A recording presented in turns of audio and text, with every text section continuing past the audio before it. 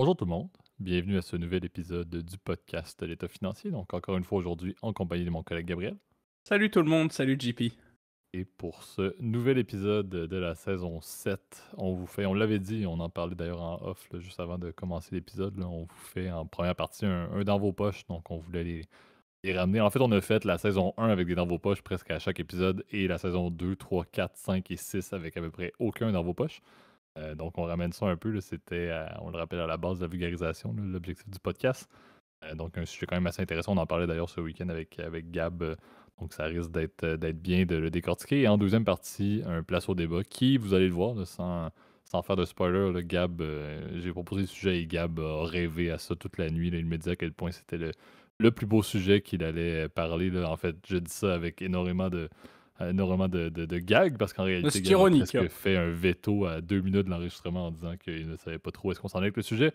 J'ai fait un pitch d'ascenseur et Gab a accepté le sujet. Donc, pour ceux qui vont nous écouter en deuxième partie et qui vont adorer le sujet, vous pouvez mettre des merci JP dans les commentaires ou envoyer un courriel. Ça va me faire plaisir de les lire parce que moi, ça m'intéresse beaucoup et je pense que vous allez aimer également la trame qu'on aura. Donc, dans vos poches, place au débat.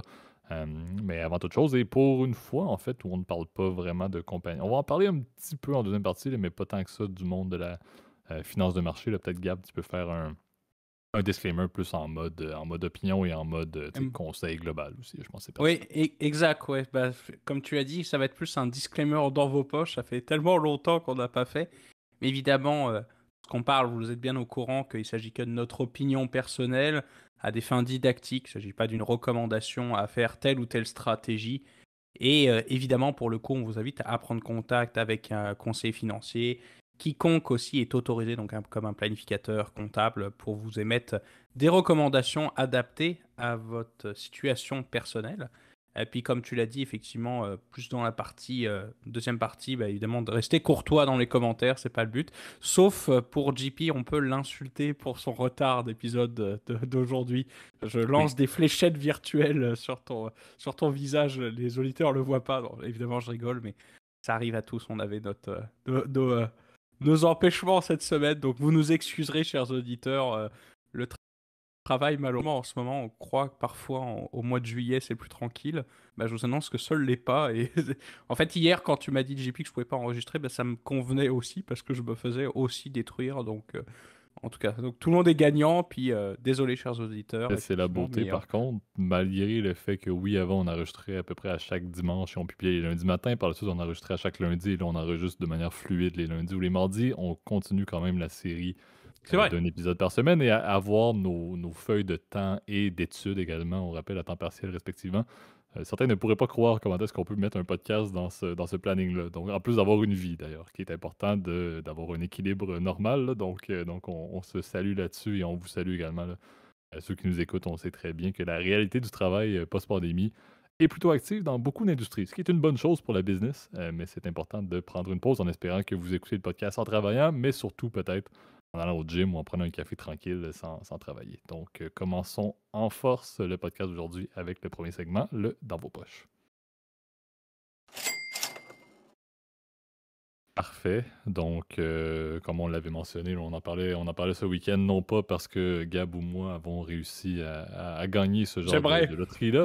On aimerait bien se poser ces questions-là. C'est plus sur une base exploratoire parce qu'on est loin du cas, mais on voulait parler du genre de loterie. Je pense que c'est, en tout cas, au Québec, ça s'appelle gagner à vie. Là, ça a différentes formes de terminologie à travers le monde, mais ça existe à peu près dans tous les pays, là, ce genre de format-là, pour lequel, à l'aide d'un billet de loterie, là, vous êtes apte à gagner soit un montant forfaitaire ou une rente à chaque semaine là, à vie, pour en fait toute votre vie jusqu'à votre décès, ou bien là, il y a certaines, on pourra en parler, il y a certaines spécificités qui font en sorte que, bon, si vous décédez avant une période de 25 ans, je crois, mais votre héritage ou votre succession dispose du nombre d'années restant avant l'atteinte du 25 ans là, de rente, etc. Bref, donc il y a plusieurs points, mais c'est quand même assez intéressant d'en discuter tout de même en mode dans vos poches. Un, parce que il y a un volet très loterie global, donc il est intéressant à discuter, mais il y a également juste le volet rente. Et je sais, Gab, tu te retrouves dans ton ancienne vie avec un malin plaisir. Là. Je sais que tu vas montrer le tableur que tu vas expliquer lorsque tu vas pouvoir intervenir là-dessus. Là. Donc, ça va être assez intéressant, mais je voulais quand même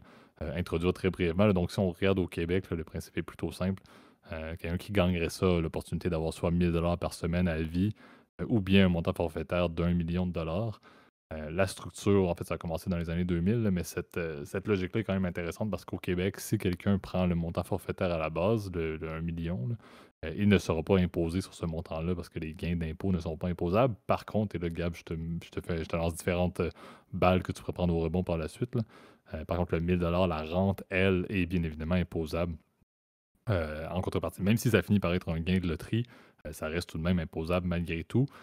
Et il y a plusieurs réflexions qu'on peut se poser, là, à savoir, bon, est-ce que tu sais, tout le monde va être souvent émerveillé par le 1 million de dollars et vont décider de prendre le montant forfaitaire. D'autres vont réellement vouloir prendre le 1000 par semaine et arrêter de travailler, par exemple. Il y en a qui l'ont fait dans nos connaissances. Mais c'est sûr que je pense qu'il y a beaucoup de réflexions à se poser sur qu'est-ce que vous voulez faire. Tu sais, Gab, tu as fait des calculs, entre autres, avec le rendement que vous pouvez faire sur les sommes investies et tout, mais je pense qu'il y a quand même beaucoup de logique aussi de où est-ce que vous en êtes dans votre vie.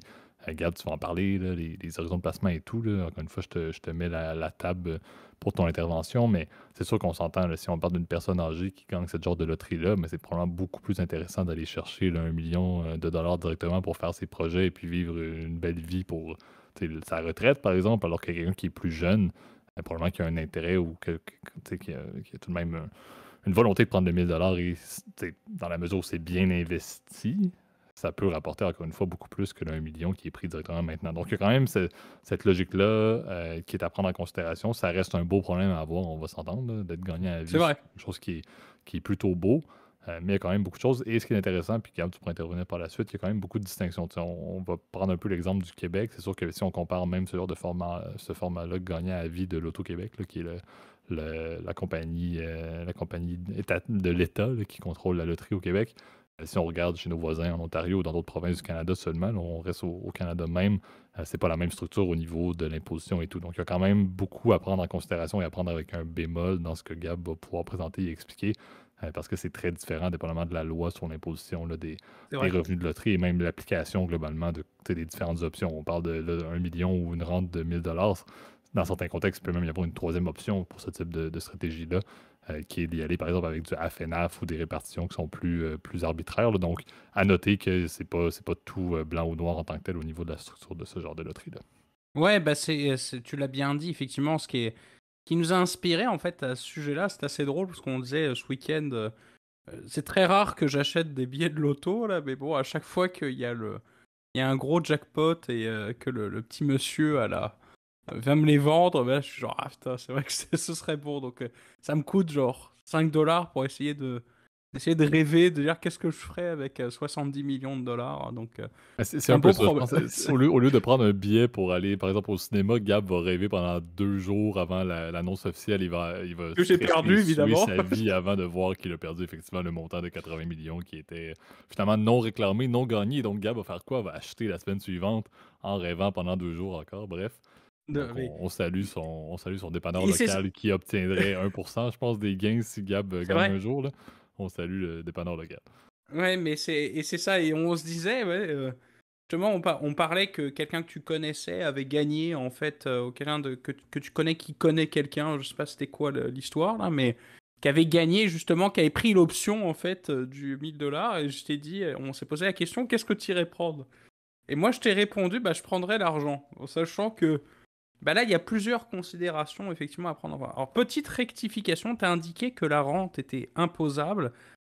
En fait, c'est que c'est 1000 dollars après impôt. La rente est effectivement imposable. Donc, imaginons que c'est 1400 dollars, par exemple, par mois. Mais il te soustrait l'impôt à la source. Donc, en fait, en réalité, le vrai montant de ta rente nette, c'est 1000 dollars. Donc, ça, c'est le point de départ. Mais bon. L'idée est la suivante, c'est de savoir, bon, à partir de combien, effectivement, d'années d'espérance de vie, etc., je vais être capable de rentabiliser mon gain, etc. Bon, bah alors là, déjà, le premier point de départ, tu l'as bien dit, et je suis tout à fait d'accord avec ce que tu as dit, bah, c'est de faire un profil d'investisseur. C'est con, ça va faire très vendeur, conseiller financier, là, mais c'est vrai que c'est la première question que je me poserais. C'est quoi tes projets? Est-ce que ton objectif, c'est je sais pas, c'est d'avoir, par exemple, c'est sûr, c'est de générer un revenu récurrent avec tes placements? Est-ce que l'objectif, c'est d'aller avoir un projet en particulier, par exemple, de partir en voyage dans tel nombre d'années, d'acheter un appartement dans l'immédiat, etc. Donc ça, c'est le premier point. Puis ensuite, évidemment, une fois qu'on a créé nos objectifs, eh ben, c'est de dire, qu'est-ce qu'on veut de notre profil de placement, le fameux objectif, la tolérance au risque et l'horizon de placement. Sûr que ce sont des projets à très court terme, bon, bah, je pense que la question ne pose même pas. C'est évidemment ce qu'on veut, c'est l'argent, et puis on veut récupérer et payer les sous. Donc, imaginons, tu me dis, bah, moi, mon objectif, c'est d'acheter un appartement ou une maison dans, je sais pas, 2 ans. Bah, là, c'est sûr que la question ne se pose même pas, parce que nous, ce qu'on veut, c'est d'avoir une somme d'argent qui permet de dépenser pour acheter un bien. Donc là, la réponse est, la question est vite répondue. Donc c'est, comme dirait confrère JP Forger, là, il se reconnaîtra. Euh, euh, mais donc c'est ça. Ça, c'est le premier point de départ. Deuxième point de départ, et ça c'est bien important, c'est la tolérance au risque. Alors là, toujours compliqué, parce que la tolérance au risque, c'est l'habilité et la volonté, effectivement, à prendre de risques. On avait déjà parlé un peu dans les premiers épisodes de l'état financier, je me souviens de ça. Savoir que, bon, des fois, tu as un biais, c'est de dire, moi, j'ai peur, effectivement, que mes placements, ils fluctuent en valeur, versus est-ce que j'ai envie, effectivement, versus est-ce que moi, personnellement, en tant qu'investisseur, je suis prêt à tolérer. Alors ça va dépendre du troisième, évidemment, de l'horizon de placement, dans combien de temps je vais aller chercher. Donc il y a toujours cette comparaison à faire, et je pense que c'est important d'avoir un espèce d'entre-deux, en fait, entre la tolérance et la volonté, en fait, l'aptitude à prendre du risque et la volonté de prendre du risque. Donc comme un entre-deux à aller regarder, effectivement, puis rendu là, bah, de choisir effectivement un portefeuille qui est adéquat. Alors c'est là où ça devient intéressant, c'est que j'ai fait comme une espèce de petite simulation. Tu vas me dire, Gabriel, tu as du temps à perdre. Bon, oui et non, mais j'étais curieux en tout cas de faire l'espèce de simulation pareil, sur une espèce de scénario hypothétique de l'Auto-Québec. Alors rappelons les options. 1 million de dollars en cash, soit tu reçois 1 000 dollars par semaine, je crois. Donc ça fait 52 000 par année. Donc j'ai annualisé évidemment tous les calculs à des fins de simplification. On va supposer que tu as gagné le 1er janvier puis que tu reçois tes flux monétaires au cours de l'année. Là, on va faire ça comme ça. Donc là, je vais 1 million. Puis ce que je veux savoir, en fait, c'est quel est le seuil à partir duquel je vais être gagnant, effectivement, de rentrer dans tel ou tel produit. Donc là, l'idée, c'est de faire un calcul qu'on appelle un calcul de tri. Alors, si vous ne connaissez pas ce truc-là, c'est un outil qui est formidable dans Excel. Vous avez la fonction, je crois que ça s'appelle tri en français. En anglais, ça s'appelle IRR ou Internal Rate of Return. Donc c'est comme le seuil d'indifférence sur lequel les deux options vont valoir le coup. Et bien ça va te permettre de savoir effectivement à partir de quel rendement minimum je dois avoir pour que l'option du comptant soit plus intéressant que ça. Donc là, j'ai modélisé, puis ça, je pourrais vous mettre d'ailleurs le petit calcul effectivement en pièce jointe ou en lien, etc. Si vous avez du temps à perdre, pareil, vous pourrez jouer avec, là, mais ça peut être intéressant. Mais là, tu vois, j'ai calculé à partir de 20 ans, parce que le minimum, en fait, que la rente aussi t'est donné, précisons, c'est 20 ans. Donc, c'est-à-dire que si jamais tu décèdes, eh ben, t'auras quand même, la rente continuera d'être payée à tes héritiers jusqu'à les 20 ans. Donc ça, c'est le minimum, entre guillemets, qui va être versé par la compagnie, puis par l'Auto-Québec, puis au total, donc avant actualisation, donc avant que les flux monétaires soient utilisés avec la valeur du temps, de l'argent dans le temps, et bien là, ça représente effectivement ce montant de 1 million de dollars. Donc ça, c'est le 20 ans minimum. Vous toucherez ça quoi qu'il arrive. Mais la question, c'est est-ce que tu préfères avoir le 1 million réparti dans le temps, mais en sachant que dans le futur, eh ben, ça vaut moins d'argent. Parce que le 1 million de dollars, moi, je pourrais aller chercher des intérêts, évidemment, avec, ou un rendement sur mes placements. Donc là, tu vois, j'ai calculé le fameux seuil d'indifférence, et au bout de 20 ans, le seuil d'indifférence est de 0,4%. Donc là, ça veut dire que si tu génères plus de 0,4% avant impôt, donc à peu près 0,5% en prenant compte de l'impôt, j'ai assumé un taux d'imposition d'à peu près 20% là, pour faire les choses simples, et ben, ça fait à peu près 0,5%. Donc ça veut dire que dans quasiment tous les cas, tu es gagnant, effectivement. Et puis, alors j'ai pris évidemment une simulation Morna, par exemple, donc une simulation Gabriel. Et ben là, par exemple, je vais aller avec un profil de rendement qui va être, bon, on va dire, je veux dire, imaginons que mon espérance de vie, en ce moment, bon, j'ai 28 ans, vous le savez, là. 28 ans, je vais rajouter, on va dire, mon espérance de vie, 88 ans à peu près, donc ça va faire 60 ans à peu près d'espérance de rendement. Et ben là, mon seuil d'indifférence devient 4,9% avant impôt, 6,1% après, pardon, 4,1 après impôt, 6,1 avant. Donc là, ça veut dire qu'en fait, si je génère plus de 6% avant impôt, et ben, c'est-à-dire que je suis gagnant. Or, les normes de projection financière de la plupart des planificateurs financiers, souvent, vont me donner un profil de rendement plus élevé que 6% par moyenne. À mon souvenir, les normes par exemple au Québec qu'on utilise, sont les normes de l'IQPF, donc l'Institut québécois des planifications financières, et ben, ils te donnent des normes de projection beaucoup plus élevées, surtout pour des placements avec des actions et des obligations. Là. Tu vois, j'étais en train de le ressortir, malheureusement, j'ai 3 tabs ouverts en même temps. Et ben, c'est les rendements, par exemple, qui sont indiqués, par exemple, pour un portefeuille, par exemple, en actions dans les pays développés. Je trouve ça assez large en tout cas comme définition, donc probablement ça doit être le S&P 500, Europe, etc. C'est 6,50%. Donc vous voyez qu'en fait, quelque part, je suis rentable.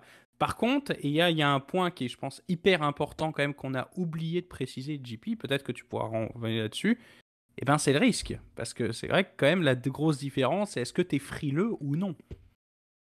Exact. Puis, tu sais, je pense, j'en parlais aussi au tout début, là. L'endroit où tu es dans ta vie, là, ton âge, a un impact assez drastique sur quel risque tu es prêt à prendre à ce moment-là. Je me souviens très bien également dans mon ancienne vie, là, tout ce qui était t'en parlais, les profils d'investisseurs, là, les profils de projets, peu importe, là, mais la logique en tant qu'investisseur, où est-ce qu'on se situe pour ce qu'on veut faire avec l'argent. C'est sûr que le profil de risque était souvent, avait une propension à être plutôt plus élevé lorsqu'on était plus jeune, c'était presque automatique, alors qu'il y avait un billet qui était évident lorsqu'on avait quand même un âge qui était plus avancé, dépendamment de la période d'investissement qui restait devant nous, là. Donc c'est sûr que le profil de risque va avoir un impact. Euh, la- Au-delà d'où est-ce qu'on est dans la vie, je pense que la connaissance des placements est un impact et des marchés, en fait, est un impact clé. Là, on en parlait. L'objectif du podcast était de vulgariser et de vous intéresser à lire là-dessus. Ça fait un peu partie de ça. Des personnes qui vont me dire, avec le temps que j'ai devant moi, avec la rente ou le montant d'1 million, peu importe, tu sais, investir ça, si je décide de prendre ça pour ma retraite, comme tu disais, avec des calculs, tu y vas dans du risqué, etc. Il y a des personnes qui avaient des billets presque non seulement axés sur leur projet puis sur leur profil global d'investissement, mais sur leur connaissance également. Donc, dans tout sujet dans vos poches, là, je pense que le conseil est toujours le même. Il faut se connaître. Il faut gagner la loterie. Ça, c'est le premier point qui est clé, là. Mais le deuxième point, c'est qu'il faut se connaître également puis agir avec des bons conseils, mais surtout avec où est-ce que vous en êtes. Je pense que la propension et l'aversion, là, pour ne pas utiliser les opposés au risque, doit être pris en considération. C'est sûr que dans un contexte de gain de loterie, certains vont peut-être encore plus le minimiser, sachant que c'est soudainement de l'argent qui sort un peu de nulle part. C'est pas de l'argent qui a été, et excusez-moi ceux qui ont gagné à la loto, là, c'est pas de l'argent qui a été durement gagné avec des heures de travail, etc. Oui, ça a pris quand même des déplacements, acheter le billet et tout, là, donc Attends, gros ne travail. m'attaquez pas dans les commentaires, là. Mais tout de même, là, c'est sûr que la propension au risque pourrait être un petit peu plus grande. Et il y a des histoires qu'on connaît également qui ont fait les manchettes là, de personnes qui ont pris peu importe les options liées à des gains de loterie et ont tout perdu avec des investissements qui étaient absolument pas raisonnables ou des projets qui faisaient aucun sens. Donc, c'est sûr qu'il y a ça à prendre en considération. Moi, je pense que le plus beau problème, c'est qu'il faut le voir réellement comme un gain normal, puis agir sans soudainement changer de vie. En termes de comment est-ce que vous consommez, ça c'est un autre point complet, là. Mais si on parle seulement de l'investissement, il faut le voir comme étant une somme que vous auriez gagnée de manière tout à fait normale et de l'investir de manière judicieuse en fonction de vos projets, puis de votre espérance de placement et de comment est-ce que vous connaissez, vous intéressez à la finance et que vous êtes prêt à prendre le risque avec les fluctuations. On va s'entendre très bien, les personnes en avril 2020, là, c'était pas la joie, là. Si on avait 1 million qui était investi pareil, on aurait quand même perdu pas mal en bon québécois, pas mal de bidou là-dedans, là. Donc, je pense qu'il y a une bonne prise de conscience à prendre là-dessus. Moi, ce que je vois avec ce que tu parlais lié à la prise de risque, c'est vraiment, des personnes voient ça comme étant un plus, là. C'était pas prévu dans leur vie d'avoir ce genre de montant-là. Et ils font peut-être pas des choix judicieux avec ce en termes d'investissement. Et là, ils se surprennent à peut-être soit faire des rendements qui vont être en deçà de leurs attentes, ou bien justement là, avoir du yo-yo de risque. Des fois, ils vont être super contents pendant 5 ans parce que le rendement était super bon. Par la suite, ça drop sans bon sens et que ça modifie justement leur capacité d'en profiter de ce montant-là. Je pense que c'est peut-être là qu'il y a des apprentissages à faire. Vous allez me Mais, dire, encore une c'est fois, vrai que c'est des problèmes de riches, hein, un peu, c'est un comme. beau problème à avoir, exact. Mais je pense que le sujet valait la peine d'en discuter encore une fois parce qu'on se souhaite tous, nous-mêmes et chaque auditeur qui nous écoute aujourd'hui, qu'on gagne ça et puis qu'on se retrouve tous ensemble avec 50 millions à Bora Bora à la retraite. On se le souhaite. Knock on wood, comme on dit collectivement, là. Donc, allons acheter un billet de loterie. On n'encourage pas le jeu, là, c'est un nouveau disclaimer. Mais certes, je pense que c'est Oui. c'est un beau problème à avoir. Espérons qu'on l'aura. Espérons qu'on l'aura. D'ailleurs, j'ai précisé le simulateur que j'ai mis. Effectivement, je vais essayer de le mettre en ligne. Puis, il y a quand même il y a deux petits points que je pouvais rajouter, cher JP. Au niveau d'un risque qu'on n'a pas évoqué, et je trouve qu'il est assez important, bah, c'est l'espérance de vie.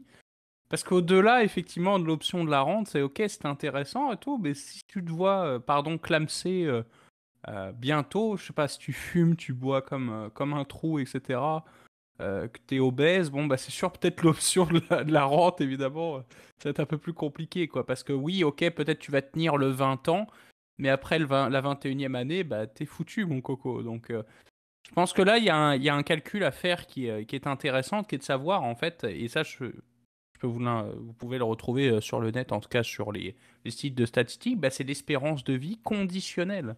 Parce que l'espérance de vie, souvent, qu'on voit sur les sites en tout cas de statistiques, etc., diverses et variées, c'est l'espérance de vie à la naissance.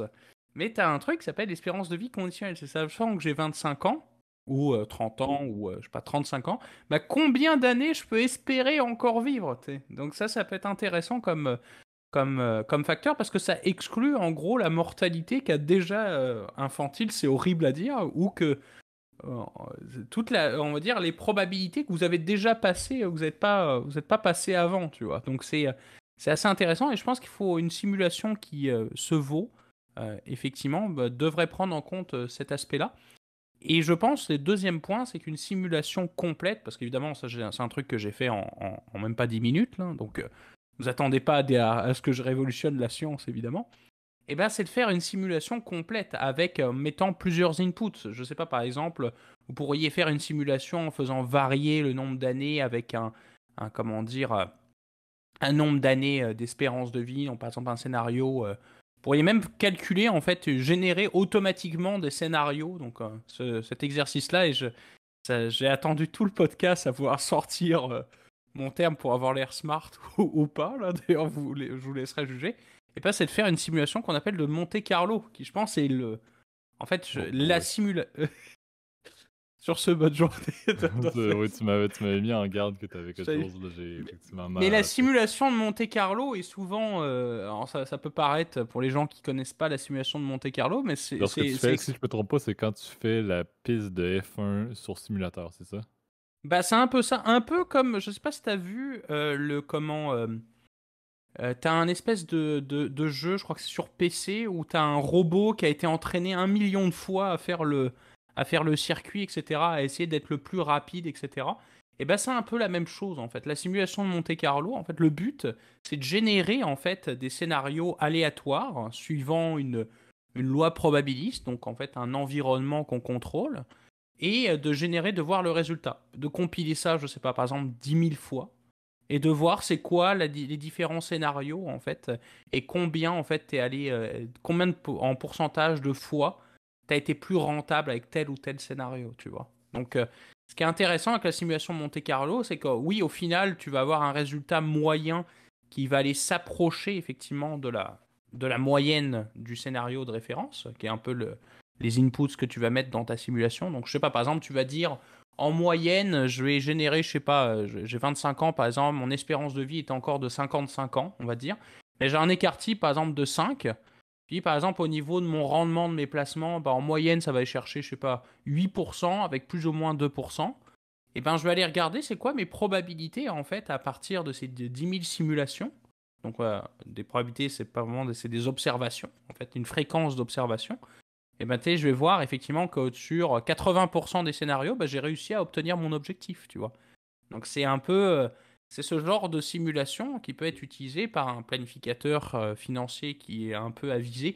Bon, je pense pas qu'ils soient tous qui s'amusent effectivement à générer ou utiliser ce genre d'outils, mais je sais que la plupart, en tout cas des firmes de courtage, etc., un peu sophistiquées ou des banquiers privés, d'ailleurs, je pense que c'est ce genre de personnes que tu vas voir une fois que tu as gagné à ce genre de loterie, que tu as ce genre de dilemme, eh ben, ils auront probablement ce genre d'outils pour faire des simulations un peu complexes, etc., avec un chiffrier. Alors, je pense que ça prendra plus qu'un chiffrier Excel, mais tu as des logiciels justement spécialisés pour justement les gens, les planificateurs financiers ou les gens justement gère des patrimoines de personnes fortunées qui ont gagné, et puis on vous le souhaite effectivement, si jamais vous jouez, que la bonne étoile soit au-dessus de vous ce jour-là, là, et que vous ayez ce problème-là à se poser. Mais je trouve que c'est intéressant, tu vois, parce qu'on a maîtrisé dans un petit segment de 25 minutes bah, le tri, le profit de l'investisseur, puis je pense aussi le dernier point qui est quand même le point Godwin, c'est la simulation Monte-Carlo.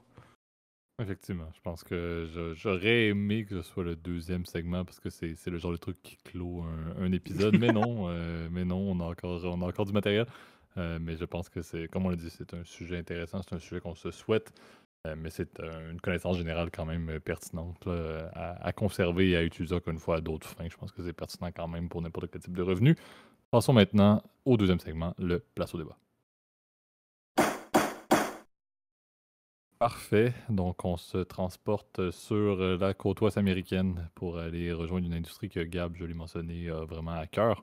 On veut parler un petit peu là, du topo de la grève présentement là, des acteurs hollywoodiens, également là, des writers là, hollywoodiens. Là. Donc, tout ce qui touche présentement les téléséries et les films qui sont produits par les grands studios Hollywood, là, tout est un petit peu à l'arrêt complètement. Là, après, encore une fois que bon, les acteurs ont décidé d'emboîter le pas aux personnes qui écrivent justement les scénarios et tout pour renouveler là, leur convention collective, ce qui est intéressant. Et encore une fois, la trame n'est pas tant axée sur le monde des syndicats, là, mais plus sur quand même la logique de cette industrie-là qu'on oublie quand même parce que ça sonne un petit peu, des problèmes de riches, encore une fois, là, pour ne pas faire un sujet lié à la loterie et aux acteurs hollywoodiens qui gagnent des millions. Là. Mais il y a quand même ce point-là qui est, ça fait quand même longtemps que certaines ententes ont été mises en place.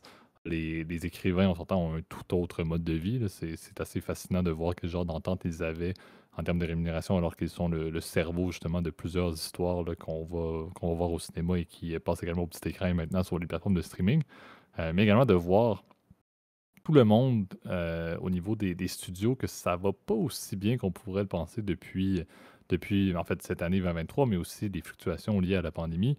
On se retrouve avec des studios là, dignes des Amazon, des Apple, des CBS, des Disney, des NBC Universal, Netflix, Paramount, Sony, même CNN, Warner Bros, Discovery, etc. Bref, les grands studios se portent quand même, sont mis à mal, malgré le fait que bon, le streaming est en grande ascension, le retour dans les salles et le retour des méga productions qui rapportent quand même des millions au box-office lorsqu'il y a des sorties publiques.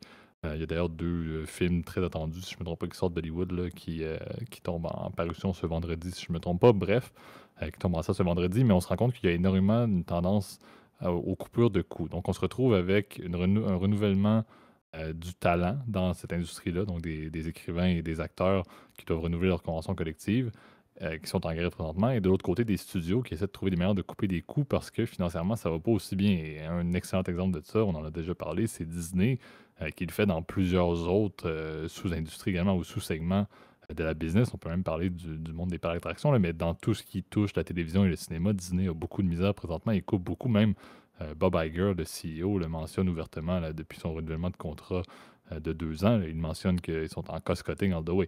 Donc, c'est quand même assez fascinant de voir que l'impasse qui se produit présentement, c'est pas quelque chose, c'est quelque chose qui, encore une fois, a mis en arrêt les tournages de la majorité des grandes séries et des grandes productions cinématographiques actuelles. Mais c'est pas quelque chose qui semble être appelé à se résoudre nécessairement dans les prochaines semaines. Il parle même peut-être que ça irait jusqu'à l'automne. Et donc, ça laisse quand même, ça pourrait avoir une marque sur les consommateurs, ce qui est quand même plutôt notoire parce que je crois que c'est pas arrivé depuis après les années 80, les années 60 ou les années. En fait, depuis les années 60, je pense que et les acteurs et les écrivains sont en grève en même temps. Depuis les années 80, je pense pour les acteurs, là, je vais faire fi là, des terminologies des regroupements syndicaux. Là. Je pense que les acteurs, c'est le SAG-AFTRA, là, mais bon, la signification et tout, c'est assez fascinant. Là. Et les writers, c'est la Writers Guild of America, si je ne me trompe pas. Bref. Surtout quand même avec un contexte qui est très particulier et les revendications au niveau des ententes contractuelles sont tout de même intéressantes parce que c'est la première fois où on ouvre des discussions un peu sur le 21e siècle là, de cette industrie-là, alors qu'on parle non seulement d'augmentation au niveau des salaires, ça c'est un classique, mais également de tout ce qui touche les pourcentages au niveau des revenus, au niveau du streaming, qui n'était pas quelque chose qui était réellement entériné dans les ententes contractuelles. à l'époque, et on parle même du monde de l'IA, alors que les acteurs en tant que tels pourraient presque, les films pourraient être faits de manière avec l'intelligence artificielle presque complètement à un certain point, ce qui est tout de même un peu inquiétant pour les acteurs, alors que l'image de ces acteurs-là pourrait être vraiment utilisée ad vitam aeternam dans des séries sans qu'ils aient besoin de tourner quoi que ce soit. Gab se fait d'ailleurs un malin plaisir d'utiliser ChatGPT pour faire des répliques de X, Y, Z trucs, et même s'il fait ça tranquillement à des heures qui font aucun sens, des jeux du soir par exemple, ça reste que le résultat est plutôt fascinant pour que Gab fasse ça. Donc je me dis, si l'industrie est capable de le faire, ça reste que la question de l'IA et des droits et de propriété de sa propre personne pour les acteurs et même les écrivains reste fascinant. Donc moi, ce qui m'intéresse beaucoup, c'est ce contexte-là. Donc la table de négociation a des points qui sont fascinants présentement par rapport à toute l'histoire de l'industrie hollywoodienne des films et des téléséries. Et en plus de ça, encore une fois, on est dans un contexte où les studios sont littéralement tous main dans la main à mentionner qu'ils veulent couper des coûts. Donc, comment est-ce que ce dénouement-là va avoir lieu? C'est ce qui est très intéressant. Et on n'en parlait pas tant que ça. Ça fait quand même quelques temps déjà que les écrivains sont en grève. Mais clairement que l'arrivée des acteurs et le support des grands acteurs, justement, d'Hollywood, qui ont d'ailleurs écrit des lettres et fait des sorties publiques, utilisé les réseaux sociaux et tout, là, d'ailleurs, pour l'appuyer. Clairement que l'objectif est que ça ait un dénouement à cette impasse-là, mais à moins d'avis contraire, ça semble pas être le cas. Et donc, on risque de le voir en tant que consommateur sur le produit final, voir peut-être des séries qui vont arrêter temporairement, voir des films qu'on attendait à être repoussés au niveau de la production. Et c'est pas forcément une bonne nouvelle pour tout le monde, à la fois les personnes qui sont sur la table de négociation que les consommateurs, surtout en 2023, dans un contexte où la pandémie, cette industrie-là reprenait à peine en termes de revenus intéressants. C'est pas forcément fascinant. Encore une fois, chez Gab, tu as peut-être quelques points que tu veux ajouter à l'instant. C'est sûr que, comme on l'a dit, ça reste tout de même un problème dans une industrie qui fait des millions et des millions et des milliards de dollars, des studios qui ne vont pas tomber. Là. Amazon, Apple ne vont pas décider de dire OK, ouais, on arrête. Non, le monde des films dans le streaming, ça marche pas. Le Netflix fait un paquet d'argent avec les films qu'ils font, donc c'est sûr que ça ne va pas changer tant que ça le portrait global de cette industrie-là une fois que les conventions vont être signées. Mais ça reste quand même une problématique intéressante et peut-être un changement, espérons-le, dans ce qui va être entériné au niveau de la convention, mais aussi de la position des studios qui, c'est pas en coupant des coûts éternellement qu'ils vont être en mesure de pouvoir continuer la croissance de cette industrie-là. Oui, mais puis ce que je trouvais intéressant, c'est pour ça qu'au début, j'étais sceptique quand j'ai vu le titre, etc. Puis quand on a discuté un peu en off, on t'a dit 2 minutes, bon, c'était un peu plus long que ça. C'est un petit peu plus long que ça, mais vous Un voyez, peu... dans les derniers, la Et dernière j'ai trouvé 5-10 ça minutes. effectivement très intéressant, parce que effectivement, j'ai trouvé ça très intéressant, parce que tu l'as dit, il y a des enjeux qui sont beaucoup plus élevés, en fait, que tout simplement une question de fric. Même si, bon, dans les faits... Et vous le savez, dans le contexte du syndicalisme nord-américain, c'est toujours une question de fric. Faut partir évidemment de ce point de départ. Ce qui est important à préciser, ça, je pense, c'est plus pour nos amis européens, en tout cas peut-être français, qui nous écoutent, c'est que l'univers du syndicalisme en Amérique du Nord fonctionne complètement différemment. Donc si on utilise des jargons effectivement de syndicalistes, même si bon, je suis pas le genre de type à aller brûler des pneus devant les usines, là, je pense que vous ne me verrez pas là-dedans. Eh ben, c'est qu'en fait, le fonctionnement est le suivant. C'est que souvent, ces genres de grosses entreprises ou des industries suivent des accords de branche ou des conventions collectives, en fait, pour l'ensemble de l'industrie. Et seul un syndicat représente, effectivement, cette compagnie ou ce groupe d'individus dans la même profession. Donc c'est un peu la même chose, par exemple, avec les conventions qui existent, par exemple, dans le milieu de la construction. Tu as un syndicat de la construction, tu as un syndicat de tel truc. Et évidemment, ces syndicats-là sont extrêmement puissants. Vous êtes bien au courant, par exemple, dans le monde du sport, ceux qui suivent les sports américains, eh ben, chaque année, en fait, tous les 5 ans, tu as la renégociation de la convention collective. C'est là où souvent, tu te retrouves avec parfois des ligues qui ne fonctionnent pas, donc les fameux lockouts, ou le contraire des fameuses grèves, parce que tu as une renégociation, effectivement, de cette convention collective qui s'applique. Je sais que dans l'univers syndicaliste européen, eh ben, les employés, c'est pas obligé d'être syndiqués, alors qu'en Amérique du Nord, c'était quasiment obligé dans certaines professions à l'être. Donc ça, c'est un petit point de détail. Et donc, du coup, ça représente énormément de personnes, parce qu'en fait, l'univers du cinéma, vous pouvez penser qu'il y a 20-30 acteurs à Hollywood qui font effectivement le plus d'argent, c'est quand même vrai. Mais tu as quand même, en termes de membres, c'est 160 000 personnes quand même, cette fameux syndicat. Alors là, j'ai pris que la SAG AFTRA, là, en passant parce que c'était la fusion entre la SAG et l'AFTRA, c'est pour ça que ça a le nom. Là. Et ben c'est 160 000 personnes, tu vois, donc c'est pas rien. Et il faut avouer que souvent, ces industries-là sont quand même précaires. Parce que oui, tu as effectivement des acteurs extrêmement bien payés où je pense qu'ils n'ont pas de problème sur 15 générations. Je vais même pas les nommer pour pas faire de pub, parce que puis dans tous les cas, je pense que vous les DiCaprio de ce monde, etc., ils sont pas vraiment à plaindre. Mais tu as une majorité, évidemment, de petits acteurs qui vivent au cachet, effectivement, et qui vivent, en fait, vraiment dans la misère, hein. Tu le sais, souvent, en plus, ta carrière d'acteur, souvent, prend fin assez rapidement. Tu fais pas ça pendant 30 ans. Ce qui fait que souvent, bah, tu essayes de négocier quand même de la meilleure façon avec le représentant des employeurs, qui est en fait bah, de l'autre partie, bah, je crois que c'est la Motion Pictures of America là, qui représente qui est le syndicat des producteurs de cinéma, là, donc le lobby, on va dire, des producteurs de cinéma aux États-Unis. Et c'est vrai que tu l'as dit, en plus, comme tu l'as dit très bien, JP, bah, tu as beaucoup de changements qui se font aujourd'hui dans cette industrie. Tu as parlé de l'intelligence artificielle, c'est vrai, parce que tu vas être capable aujourd'hui de créer des films complètement grâce à des intelligences artificielles. Bon, c'est peut-être un peu tôt, effectivement, pour parler encore de ça, mais on entend de plus en plus même d'images de synthèse ou de reproduction, par exemple, de visages d'acteurs qui sont décédés. Je pense notamment à Carrie Fisher. Bon, heureusement qu'elle n'a pas tourné dans les derniers Star Wars, parce que c'était une purge. J'étais paix à son âme, là, mais je suis assez contente qu'elle n'ait pas subi une telle purge à aller jouer là-dedans. Là. Donc, et ce qui est drôle, c'est que alors qu'elle était décédée, eh ben, ils ont été capables de recréer le film, en fait, et certaines scènes manquantes en son absence, grâce à des images de synthèse et grâce à des enregistrements précédents. Donc, tu vois quand même que ça va très très loin. On voit de plus en plus, évidemment, aujourd'hui, de films animés qui font qu'effectivement, t'as pas besoin d'avoir d'acteurs. Donc, ce qui rend encore plus l'industrie encore plus précaire. Le nombre de figurants devient de plus en plus faible. N'oublions pas, évidemment, les figurants, c'est les plus importants, hein. Un film sans figurants, bah, c'est quasiment rien. C'est sûr qu'une ambiance, ce serait du théâtre. Donc, c'est vraiment pas l'objectif de faire ça. Donc, c'est quand même très précaire. Et je pense que le dernier point aussi on n'a pas parlé, et ça, je lisais ça aussi dans tes notes, JP, mais tu as la question des résiduels aussi. Ça, c'est important, mais la plupart des acteurs eh ben, sont payés non seulement avec un cachet, évidemment, pour signer pour un film, mais sont payés aussi en fonction d'un pourcentage du nombre d'entrées supplémentaires. Donc, par exemple, je sais pas, si ça dépasse, par exemple, je sais pas, 10 millions d'entrées, bah, il récupère 1%, etc., des ventes. Ou si le score de diffusion dépasse tel truc et machin, et ben, t'obtiens un petit chèque, etc. Et ben ça, ces montants-là, évidemment, sont beaucoup mis évidemment, en péril par l'industrie du streaming, qui a vraiment changé, évidemment, la façon dont on consomme le média aujourd'hui, les médias numériques, hein, parce que même aujourd'hui, on attend une quasi-gratuité pour tout. Dans la presse, c'est le cas. On sait que la presse, par exemple, c'est le meilleur exemple d'industrie qui a été complètement chamboulée par l'arrivée d'Internet. Et ben, c'est la même chose avec le cinéma, avec l'arrivée du streaming. On est aujourd'hui dans une mode où on consomme énormément de contenu, hein. On consomme en quantité, pas forcément en qualité. C'est peut-être...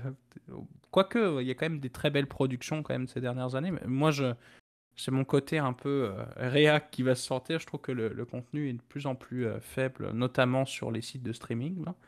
Euh, et ce qui fait qu'aujourd'hui, bah, t'as pas le choix. Si tu fais de la quantité, bah, il faut compromettre évidemment sur les coûts.